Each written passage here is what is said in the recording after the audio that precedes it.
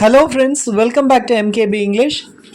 இன்றைக்கி நாம் நம்மளோட வீடியோவில் ரொம்ப இன்ட்ரெஸ்டிங்கான ஒரு டாப்பிக்கை பற்றி தான் பார்க்க போகிறோம்.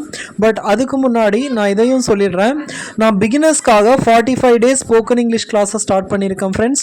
என்னோடய வீடியோஸை டே 1லேருந்து பார்த்துட்டு வாங்க. இங்கிலீஷ் பேசுகிறது ரொம்ப கஷ்டமாக ஃபீல் பண்ணிங்க அப்படின்னா இந்த டே வைஸ் வீடியோஸை நீங்கள் பார்த்துக்கிட்டே வந்தீங்க அப்படின்னா கண்டிப்பாக உங்களுக்கு இங்கிலீஷ் பேசுகிறது வந்து ஈஸி ஆயிரும். Okay, let us start R today session. குழந்தைங்களை நல்லா விளையாட விடு. என்னை தூங்க விடுறா, அவன் படிக்கட்டும் விடு. இது மாதிரி சென்டென்ஸை எல்லாம் நாம் தமிழில் யூஸ் பண்ணுவோம் இல்லையா? இப்போது இதையே இங்கிலீஷில் யூஸ் பண்ணணும் அப்படின்னா அதை எப்படி யூஸ் பண்ணுறது? அதுக்கு ஏதாவது ரூல்ஸ் இருக்கா, ஸ்ட்ரக்சர் இருக்கா, அதை எப்படி யூஸ் பண்ணணும் அப்படின்னு பார்க்கலாம் ஃப்ரெண்ட்ஸ். இப்போது இது மாதிரியான தமிழ் சென்டென்சஸை நீங்கள் தமிழில் ஒவ்வொரு சென்டென்ஸ்லேயும் விடு விடு விடு அப்படின்னு முடியறத பார்த்துருக்கலாம். இது போன்ற வாக்கியங்களை இங்கிலீஷில் சொல்கிறதுக்கு நமக்கு யூஸ் ஆகிற வேர்டு என்ன அப்படின்னு பார்த்தோன்னா லெட். லெட் லெட் அப்படின்னா ஒருத்தரை ஒரு வேலையை செய்கிறதுக்கு அனுமதிக்கிறது. நமக்கு விடு அப்படின்னு தமிழில் முடிகிற சென்டென்ஸ் கூட அதே பொருளை தான் தருது, ஒருத்தரை ஒரு வேலையை செய்ய அனுமதிக்கிறது. ஸோ ஒருத்தரை ஒரு வேலையை செய்ய அனுமதிக்கணும் அப்படின்னா நாம் அதை லெட்டை யூஸ் பண்ணி சொல்லலாம். முதல்ல லெட்டை கொண்டு தான் அந்த சென்டென்ஸை நாம் ஸ்டார்ட் பண்ணணும். லெட்டுக்கு அடுத்து என்ன வரும் அப்படின்னு கேட்டிங்கன்னா ஆப்ஜெக்ட் ப்ரொனவுன்ஸ் வரும். ஆப்ஜெக்ட் ப்ரொனவுன் அப்படின்னா என்னென்னா முதல்ல சப்ஜெக்ட் ஆப்ஜெக்ட்னா என்னன்னு பார்த்துடலாம், அப்போ தான் உங்களுக்கு புரியும். ஒரு வேலையை யார் செய்கிறாங்களோ அவங்க தான் சப்ஜெக்ட். யார் அப்படின்ற கேள்விக்கு எது உங்களுக்கு பதிலாக வருதோ அதுதான் சப்ஜெக்ட்.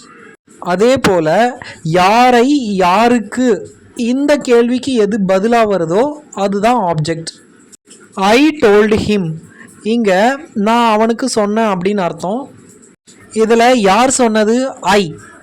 யார் அப்படின்ற கேள்விக்கு பதிலாக வர்றது என்னது? சப்ஜெக்ட். இங்கே யார் அப்படின்ற கேள்விக்கு எது பதிலாக வருது? ஐ. அதனால் ஐ தான் சப்ஜெக்ட். நான் யாருக்கு சொன்னேன்? I told him. யாருக்கு, யாரை, இந்த கேள்விக்கு பதிலாக வர்றது ஆப்ஜெக்ட் அப்படின்னு நான் சொன்னேன் இல்லையா? இங்கே யாருக்கு சொன்னேன்? அவனுக்கு நான் சொன்னேன். அவனுக்கு அப்படின்றத இங்கிலீஷில் ஹிம் அப்படின்னு சொல்லுவோம் இல்லையா? ஸோ இங்கே ஹிம் அப்படின்றதா object. I, you, we, they, he, she, it இதெல்லாம் சப்ஜெக்ட் ப்ரொனவுன்.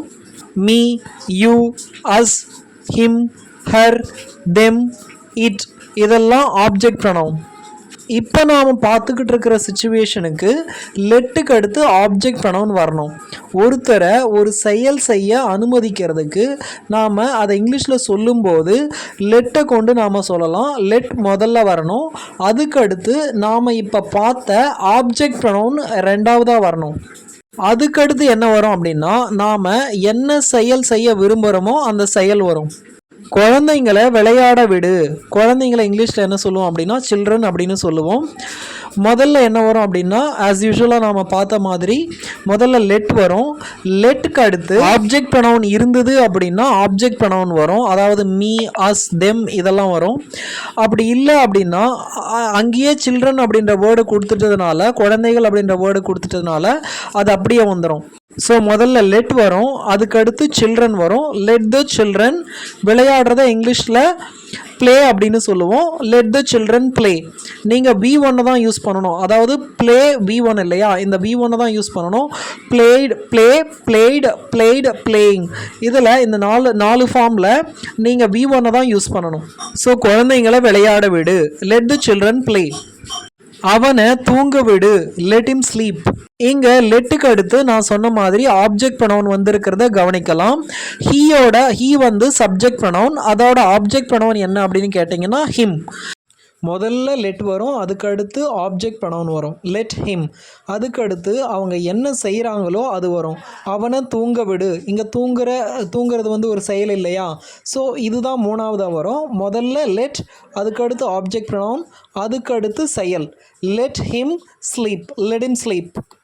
அவனை எழுத விடு, லெட் ஹிம் ரைட். அவனை பேச விடு, லெட் ஹிம் ஸ்பீக். என்ன போக விடு அப்படின்னு சொல்கிறோம் இல்லையா? இதை இங்கிலீஷில் let me go, let me go அப்படின்னு சொல்லலாம். ஒரு சென்டென்ஸ் வந்து தமிழில் விடு அப்படின்னு முடியும் போது இது மாதிரி லெட்டை நாம் யூஸ் பண்ணி பேசிக்கலாம். ஆனால் ஒரு விஷயத்த நல்லா ஞாபகத்தில் வச்சுக்கோங்க, இது லெட்டோட ஒரே ஒரு யூசேஜ் மட்டும்தான். அப்படின்னா லெட்டை நிறைய சுச்சுவேஷனில் இது ஒரு சுச்சுவேஷன் தான், இது மாதிரி நிறைய சுச்சுவேஷனில் நாம் யூஸ் பண்ணலாம். அதில் ஒரு சுச்சுவேஷன் தான் நான் இங்கே கொடுத்துருக்கேன். இப்போது இதில் நாம் தெரிஞ்சுக்க வேண்டிய இன்னொரு விஷயத்தையும் பார்த்துடலாம். என்ன பேச விடு அப்படின்னா லெட் மீ, அவனை பேச விடு அப்படின்னா லெட் ஹிம், அவளை பேச விடு அப்படின்னா லெட் ஹர், அவங்கள பேச விடு அப்படின்னா லெட் தெம். இதுவே எங்களை பேச விடு அப்படின்னா நாம் லெட் அஸ் ஸ்பீக் அப்படின்னு சொல்லுவோம். ஆனால் லெட்டஸை நாம் மேக்ஸிமம் எந்த சுச்சுவேஷனில் யூஸ் பண்ணுவோம் அப்படின்னா, ஏதாவது ஒரு சஜஷனை நாம் கொடுக்குறோம் அப்படின்னா அப்போது லெட்டஸை யூஸ் பண்ணலாம். இப்போ நாம் ஃப்ரெண்ட்ஸோடு இருக்கோம், ஃப்ரெண்ட்ஸோடு இருக்கிறப்போ நாம் எல்லோரும் சினிமாவுக்கு போகலாம், நாம் எல்லோரும் கோயிலுக்கு போகலாம் அப்படின்னு சஜஸ்ட் பண்ணுவோம் இல்லையா, அப்போ தான் நாம் லெட்டஸ் அப்படின்றத யூஸ் பண்ணுவோம். இந்த லெட்டஸை ஷார்ட் ஃபார்மில் லெட்ஸ் அப்படின்னு யூஸ் பண்ணுவோம். Let's go to the movie அப்படின்னா நாம் எல்லாரும் ஒன்றா படம் பார்க்க போகலாம் அப்படின்னு சொல்கிறது.